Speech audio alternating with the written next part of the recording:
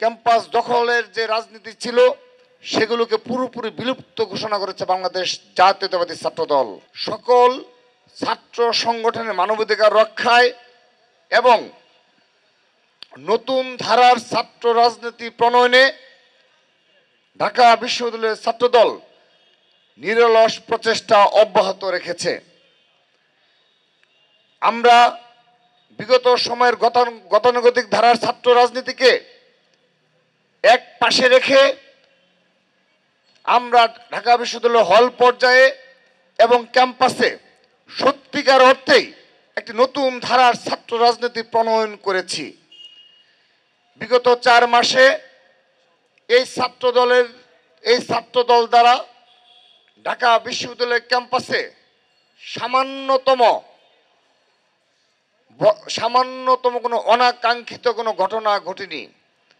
যে অনাকাঙ্ক্ষিত ঘটনা দ্বারা যে ধরনের অনাকাঙ্ক্ষিত ঘটনা বিগত ফ্যাসিস্টদের আমলে প্রতিদিন প্রতি সপ্তাহে ঘটত এবং সংবাদ মাধ্যমে সেগুলো কিছু আসতো, কিছু সংবাদ মাধ্যমে হয়তো বা আসতো না, আমরা পেতাম না, কিন্তু গণরুম, গেস্ট রুম সহ হল পর্যায়ের যে নির্যাতন এবং ক্যাম্পাসে যে নির্যাতন, ক্যাম্পাস দখলের যে রাজনীতি ছিল সেগুলোকে পুরোপুরি বিলুপ্ত ঘোষণা করেছে বাংলাদেশ জাতীয়তাবাদী ছাত্রদল।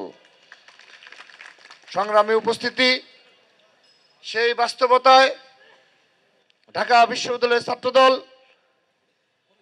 নেতা কর্মীরা সর্বোচ্চ সহনশীল এবং সংযম প্রদর্শন করে তারা পড়ালেখার পাশাপাশি ছাত্রদলের পতাকাকে সমুন্নত রেখেছে। তারা মেধা ভিত্তিক ছাত্র রাজনীতি প্রণয়নে তারা নিরলস পরিশ্রম করে যাচ্ছে।